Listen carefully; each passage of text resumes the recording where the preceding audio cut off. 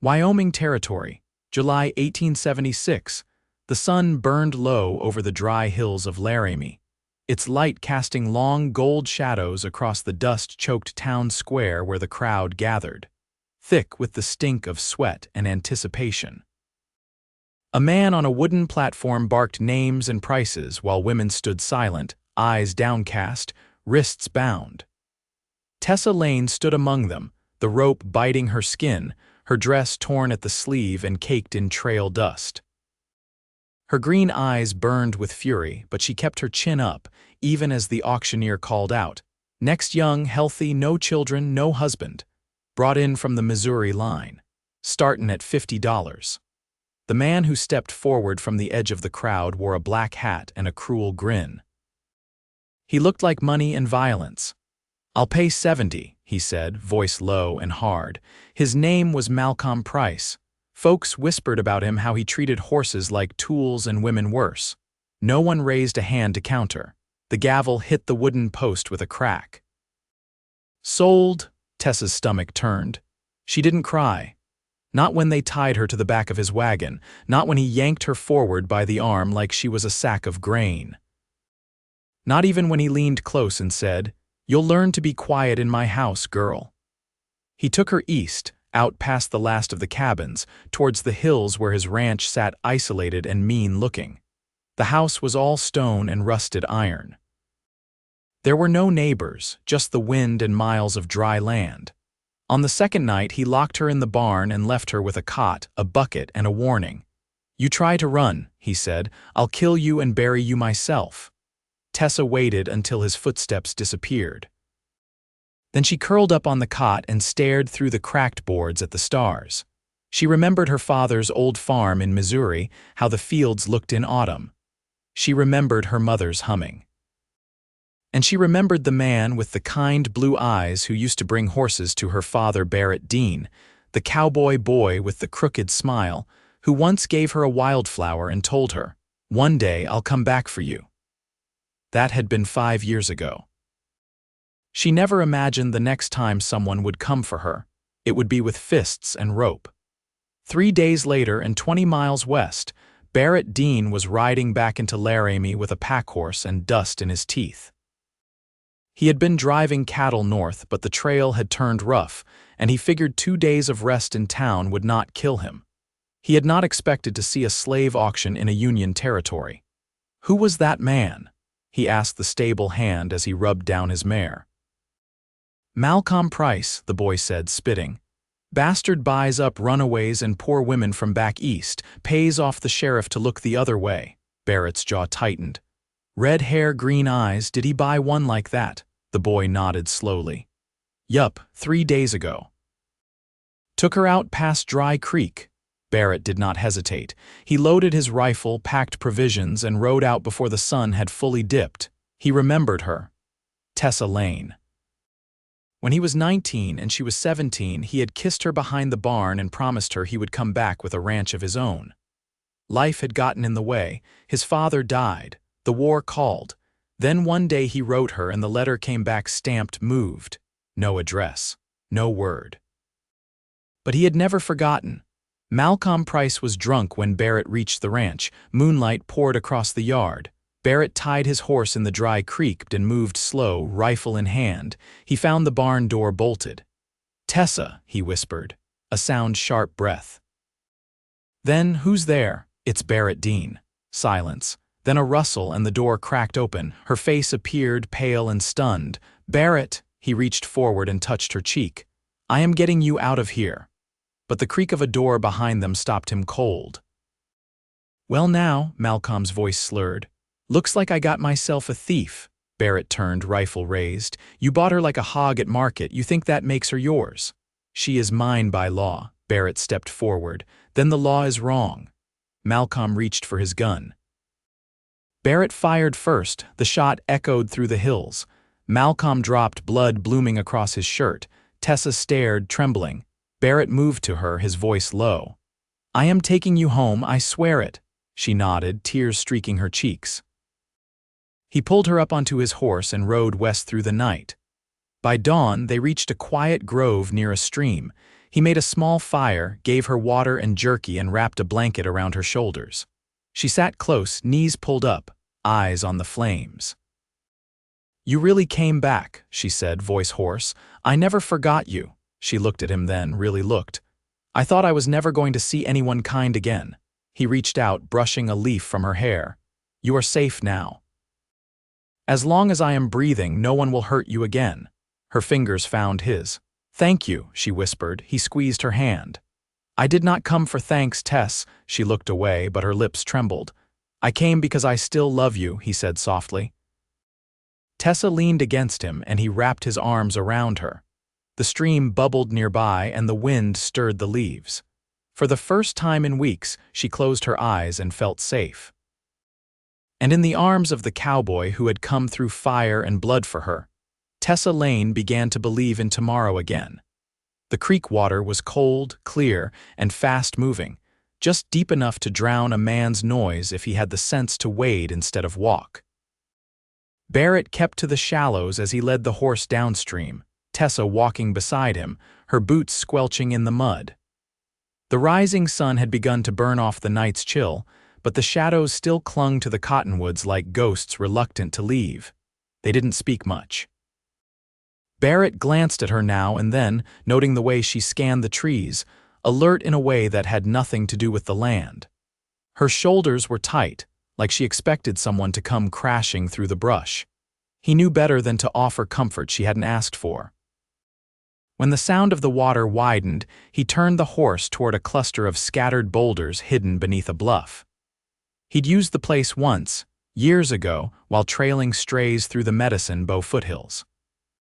It wasn't much, just a flat patch of earth tucked between two overhangs, but it was dry and out of sight. He tied the horse and knelt to check the saddlebag. "I need to wrap that cut on your arm," he said. She hesitated, then sat on a stone and rolled back her sleeve. The scrape was angry-looking, rimmed in grime. He poured whiskey on a strip of cloth and handed it to her. "Do it yourself if you'd rather." She took it without a word. While she worked, he built a small fire low to the ground and set a tin of beans near the edge. She watched him, her brow furrowed, then looked down at the bandage she was tying off. "I thought about killing him," she said. Barrett didn't look up. "You'd have had every right. I wouldn't have gotten far. He always kept the gun loaded.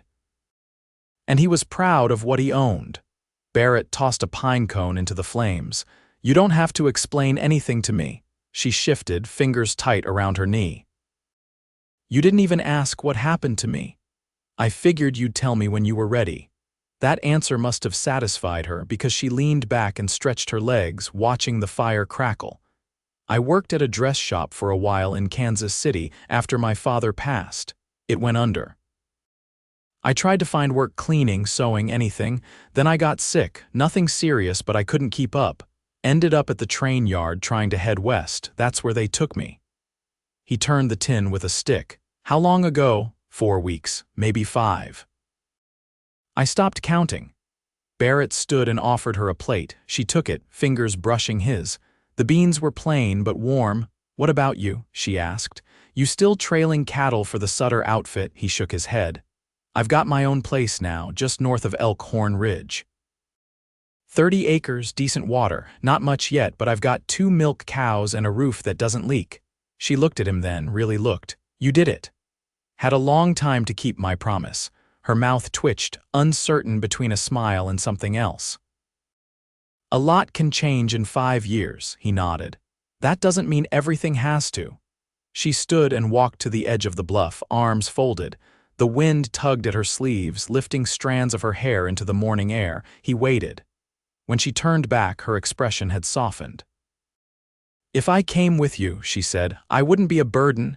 His answer came without pause. "You'd be welcome." She took a step closer. "And if I'm not the same girl you kissed behind the barn, I'm not the same boy," he said. "But I still remember how you laughed when you rode bareback better than I could." That made her smile small but real. They broke camp before noon and moved carefully across the ridge, avoiding roads and open ground. They slept that night in a dry ravine, no fire, just blankets and the quiet hush of wind through prairie grass. In the dark, she spoke again. I don't know what comes next." He reached over and took her hand. "We'll figure it out together." She didn't pull away. And though neither of them said another word, when the stars wheeled overhead and the moon rose full above the hills, Tessa Lane felt something shift deep inside her. Not safety, not yet, but the first flicker of home. The wind shifted at dusk, carrying the scent of sage and something fainter smoke, maybe, or the memory of it. Barrett slowed his mare along a game trail etched into the backside of a ridge, letting the hush settle in. Tessa walked a step behind, steady-footed despite the uneven ground. Her dress was a man's old shirt now, cinched at the waist with a strip of canvas. She hadn't asked for help cutting it, just taken his knife with a nod and done it behind a thicket of chokecherry. They'd kept off the roads and away from any ranch lines, eating dry and sleeping light. It had been 2 nights since they crossed the last creek. The horse was holding up, but Barrett could tell the animal needed rest and better feed. He knew where to find both. "There's a line shack not far," he said, pausing at a fork in the trail. "Used to belong to a trapper named Lorne. Might still be standing." Tessa stepped up beside him. "Does he still trap?" "Died a winter back. Froze in his sleep," they said, "no kin to claim the place." She didn't answer, but he saw the way her eyes tracked the tree line wary still. He turned the mare down the left path. They found the shack just before full dark. It leaned slightly downhill, but the roof held and the door creaked open without resistance. Inside, it smelled of old pelts and dust. A stove squatted in one corner, rusted but intact. Barrett pulled the shutters open long enough to let the last light in, then set about checking the stovepipe. Tessa moved through the space slowly. She touched nothing, just looked a cot against the back wall, a cracked mirror, a pair of boots curled in on themselves like dried fruit. Barrett struck a match and fed kindling into the stove. The fire caught, licking at the tin walls.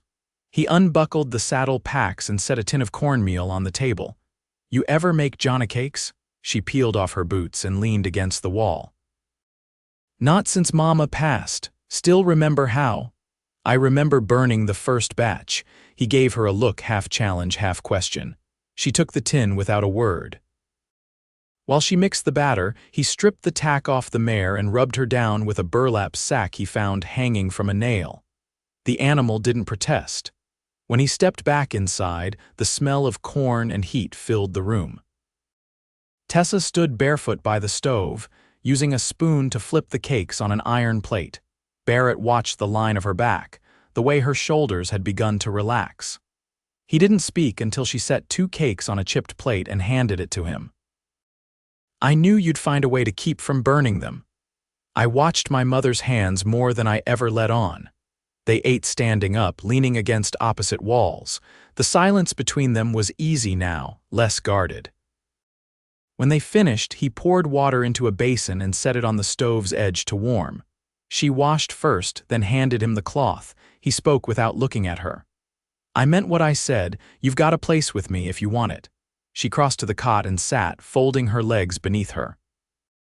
"What if I need more time to want anything? You can have it." She leaned back against the wall, eyes fixed on a knot in the wood. "I used to think marriage was a kind of cage. My mother married a man who never raised a hand, but he never listened either. She'd sit on the porch and talk to the wind just to hear her own voice." Barrett folded the cloth and set it aside. "I don't want a wife to fill silence. I want one to share it with." Tessa looked at him then, and this time her gaze didn't flinch. "I don't know how to be somebody's wife. No one's born knowing, but I think you'd be damn good at being yourself. That's all I'd ask." She lay down on the cot without answering. Barrett banked the fire and stretched out on the floor across from her, wrapping his coat around his shoulders. In the dark, her voice reached him soft as the wind outside. "If I say yes, it won't be tonight. I'm not asking for tonight." A pause. "But you are asking." He smiled into the dark. "I am." He heard the turn of her breath, steady now. Her hand drifted over the edge of the cot, and he reached up, threading his fingers through hers. They stayed like that until sleep took them, her hand in his, the fire dying low, and no one left in the world to claim her but the man who would never let her be owned again. Near midday, the wind picked up across the valley, tugging at the tips of the cottonwoods and stirring pale dust from the dry grass. Barrett and Tessa had left the lined shack at first light, following a narrow cut in the hills that would bring them down toward the North Platte. The trail was old, barely a trail now, more memory than road, but it ran true, and Barrett knew every bend. Tessa rode behind him on the mare, arms looped loosely around his waist. She hadn't spoken much since they left, though once or twice he felt her chin shift against his back, as if she were watching the horizon instead of the path. She hadn't asked where they were headed, and he hadn't told her. They crested a bluff just past a stand of juniper, and the land opened below them. A wide sweep of low fields stretched to a distant ridge, broken only by a split-rail fence and the glint of tin roofing. Barrett slowed the horse and turned slightly. "That's mine," he said. She leaned forward, gaze fixed on the land. "You built all that?" "Started with the fence. Took me 2 winters to clear the brush. Cabin came after, still needs chinking on the north wall." She didn't answer right away. When she did, her voice was quiet. "It's more than I expected." "It's not much to look it up close," he said, guiding the horse down the slope. "But the well runs clean and there's enough grass for stock." As they passed the fence line, a pair of hens scattered from under the porch, and the dog, half shepherd, half who knew what barked once and bounded toward them. Barrett dismounted and gave a short whistle. The dog stopped, tail wagging, head cocked. "His name's Birch," Barrett said. "Found him stuck in a snowdrift last January. Fool thing thinks he owns the place now." Tessa slid down carefully, boots crunching on hard soil. Birch sniffed her hand, then settled beside her like they'd known each other years. She looked toward the cabin, one-room, small porch, smoke curl still rising from the chimney. "You keep it warm," she said. "I try." Inside, the place smelled of pine, pitch, and earth. A rifle rested above the hearth. The table was rough-hewn, with a single chair tucked beneath it, and the bed sat against the far wall, covered in a wool blanket worn thin at the edges. Tessa stepped inside slowly, fingers brushing the doorframe. "Never figured I'd step into a place like this," she said. Barrett dropped their packs by the wall. "You want tea? Got a tin of the real kind, not that dried bark from town." She nodded, and he moved to the stove. While the water heated, Tessa walked the room, touching nothing, taking in every detail like she was memorizing it. "I used to picture something like this when I was small," she said. "A room, a stove, peace." He poured the tea into 2 tin cups and handed her one. She wrapped her fingers around it and sat on the edge of the bed. "I know it ain't what you came west for," he said. "I didn't come west for anything," she replied. "I was just trying to stay alive." Barrett sat on the floor, back against the wall, cup balanced on his knee. "You've done more than that." She looked down into the tea, steam rising against her face. "I've been thinking since that night in the ravine about what it means to be free." He waited. "I thought it meant walking away, no ties, no debts, but now I think it might mean choosing."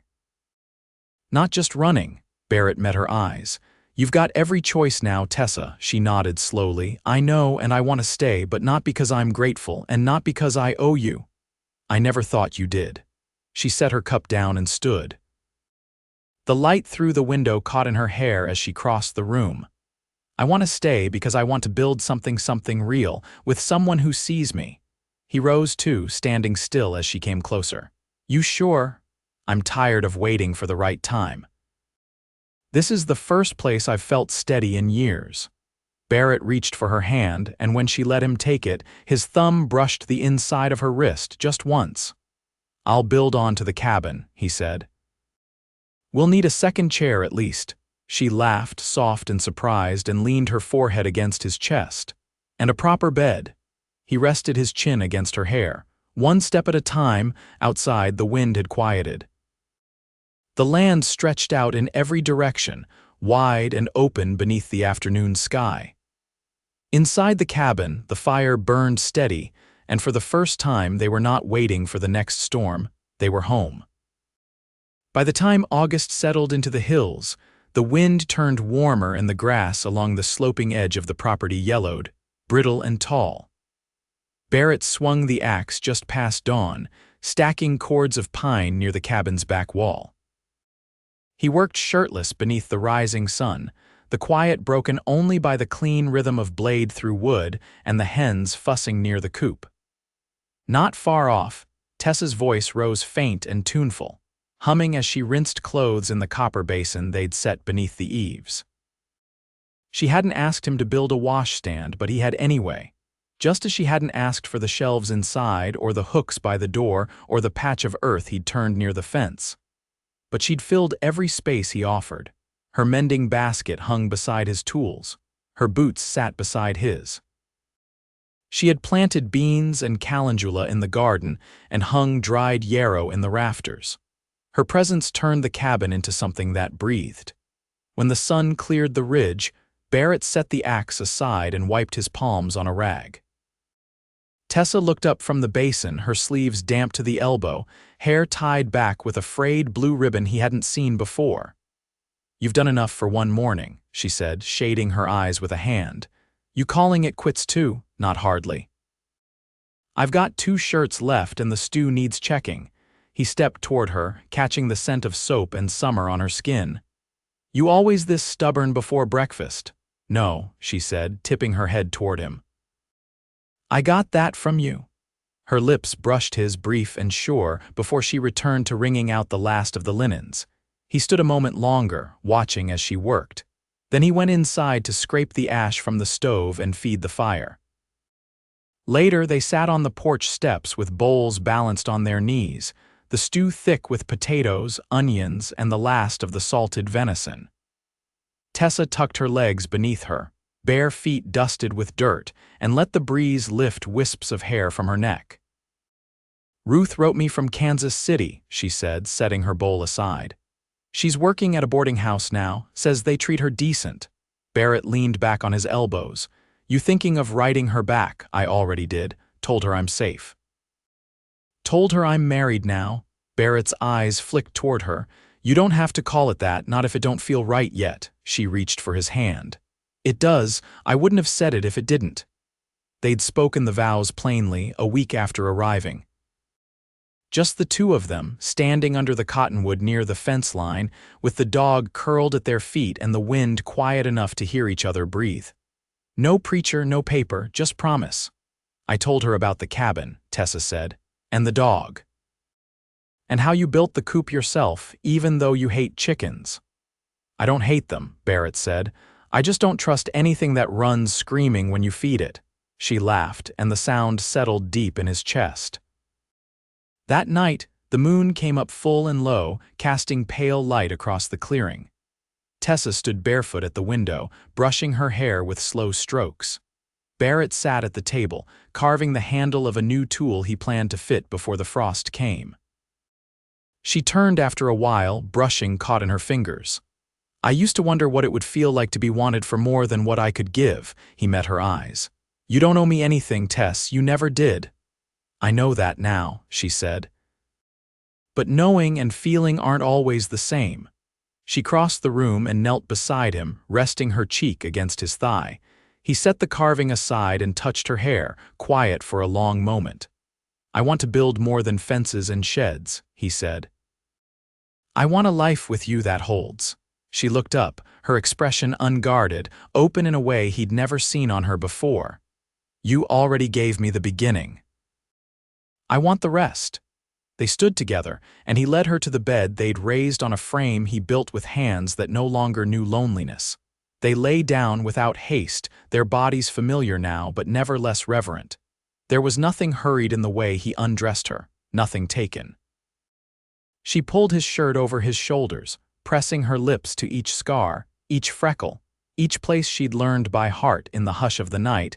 They moved together with a kind of gentleness that came not from fragility, but from knowing they had survived enough to deserve peace. When they finally slept, they did so wrapped in each other's arms, the window open to the sound of crickets and the slow breath of the land. As the weeks passed, the days took on a rhythm that felt permanent. Tessa began stitching saddle bags from old canvas, selling them to ranch hands passing through. Barrett traded lumber and fence work for a pair of heifers and a tool grinder. Birch kept the squirrels off the porch, and the hens laid enough eggs to keep them fed. One morning before frost, Tessa stood at the edge of the garden, her hands resting low on her belly. She didn't say anything right away, just watched the sky shift from rose to gold. When Barrett joined her, she turned and pressed his palm to the soft curve beneath her ribs. He didn't speak either. He didn't need to. That winter, the north wall held firm. They patched the roof once after a heavy snow, and Barrett read aloud from an old novel by lantern light while Tessa spun flax into thread. The baby came in early spring, red-cheeked and strong-lunged, born in the same room where they had built everything together. They named her Clara, after the river Tessa used to dream about when she was still trapped on the wrong side of freedom. She grew up with dirt under her fingernails and wind in her hair, and she learned early that love, when it was real, looked a whole lot like work and smelled a whole lot like pine. Years later, folks around Elkhorn Ridge would say you could always tell which house was the Dean place by the sound of laughter coming from the porch and the way the garden never seemed to go fallow. And when anyone asked how they'd come by such a life, Barrett would just glance at Tessa, and she'd squeeze his hand, and neither of them would say a word. They didn't have to.